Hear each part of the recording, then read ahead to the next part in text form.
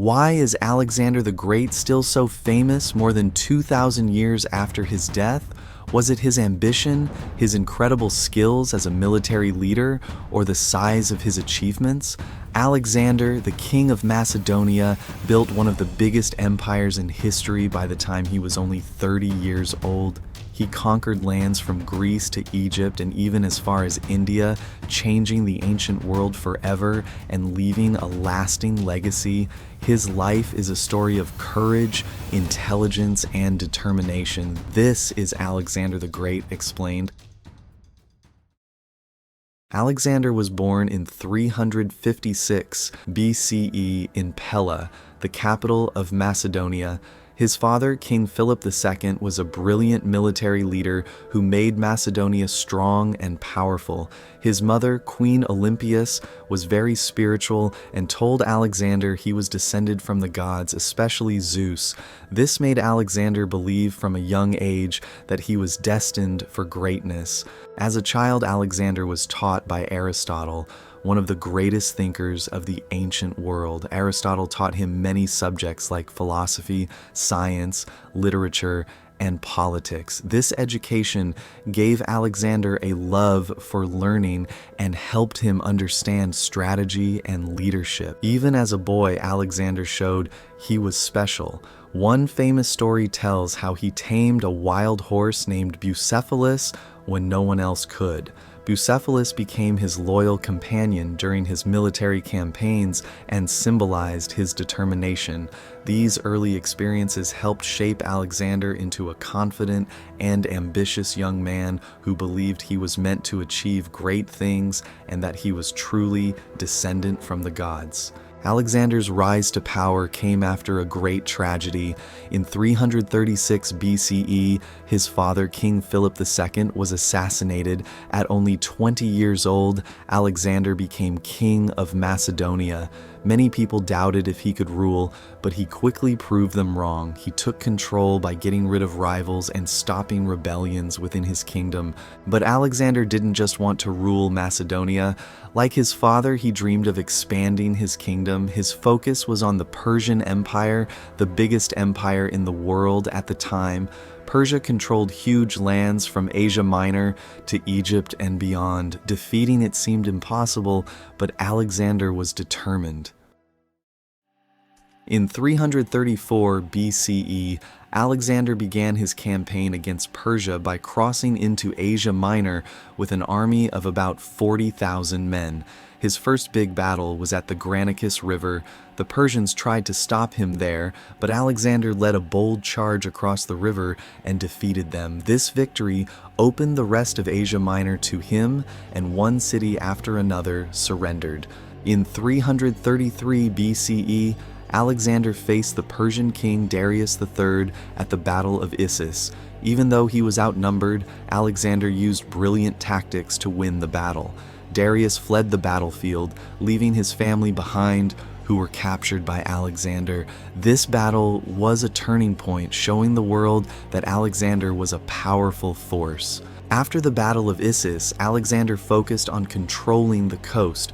The Mediterranean Sea was crucial to prevent Persian naval attacks. In 332 BCE, he began the siege of Tyre, one of his most difficult operations. Tyre was an island city with strong defenses, and the Tyrians thought it was impossible to take, but Alexander proved them wrong. Alexander didn't have a fleet, so he ordered his soldiers to build a huge causeway or bridge to connect the mainland to the island.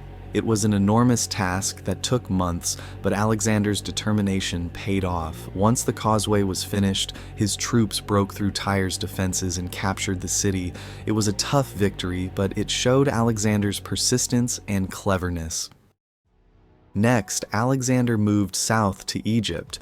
The Egyptians were unhappy with Persian rule, so they welcomed him as a hero. They even crowned him pharaoh. While in Egypt, Alexander founded the city of Alexandria, which would later become a major cultural and economic center. After securing Egypt, Alexander set his sights on Darius III once more, leading to the crucial Battle of Gaugamela in 331 BCE. This battle sealed Alexander's victory over the Persian Empire. Even though the Persian army was much larger, Alexander's tactics led to another victory. Darius fled the battle, only to be killed by his own men later. With Darius gone, Alexander declared himself ruler of the Persian Empire. Alexander continued to move east, taking control of Persia's lands, including Babylon, Susa, and Persepolis, the empire's capital. At Persepolis, he allowed his soldiers to loot and burn the city as a revenge for the Persian invasions of Greece many years earlier. By now, Alexander wasn't just a conqueror, he was becoming the ruler of a huge and diverse empire. After securing his control over the Persian Empire, Alexander aimed even further east. He led his army into Central Asia, conquering lands that are now part of modern Afghanistan and Uzbekistan. The journey was tough, with his soldiers facing harsh terrain, fierce local resistance, and long stretches of isolation.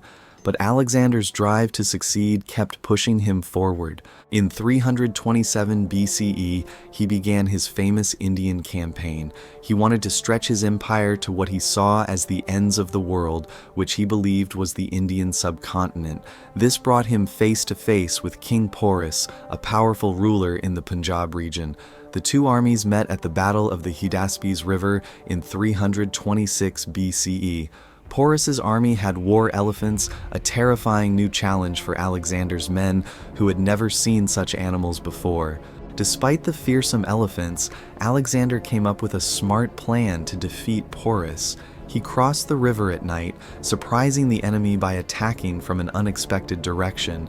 The battle was intense, but Alexander's tactics won the day.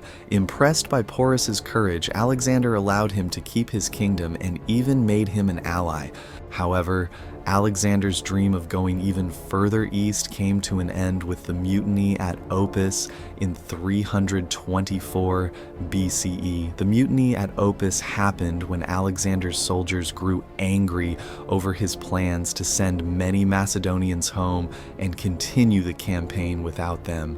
Feeling betrayed, they openly rebelled. In response, Alexander gave a speech in which he talked about their achievements and what they had accomplished. This moved them, and they soon apologized. Alexander would forgive them, but the incident revealed the growing tensions and fatigue within his army. Alexander would then agree to return back home, allowing the soldiers to see their families, which they had not in many years. In 323 BCE, Alexander reached Babylon, where he started planning new campaigns. He hoped to conquer Arabia and bring his empire closer together, but in the same year, at just 32 years old, Alexander fell ill and died. The exact cause of his death is still a mystery, with theories suggesting everything from malaria to poisoning. After his death, Alexander's empire fell into chaos. With no clear successor, his generals, known as the Diadochi, divided the empire, leading to years of fighting among themselves. Even though his empire broke apart, Alexander's legacy lived on. He spread Greek culture across the world, blending it with local customs to create the Hellenistic era, a time of cultural and scientific progress. Alexander's story also inspired leaders throughout history, serving as a symbol of leadership. They would learn and study his military tactics to use in their own conquest. His life reminds us of how one person can make a lasting impact on the world. He changed the idea of what it meant to be a conqueror, leaving a lasting impact on history. More than 2,000 years later, his name still represents greatness, showing us what can be achieved when determination and courage come together. And with that, thanks for watching. If you enjoyed this story and want to learn more about incredible moments in ancient history, don't forget to like, comment, and subscribe.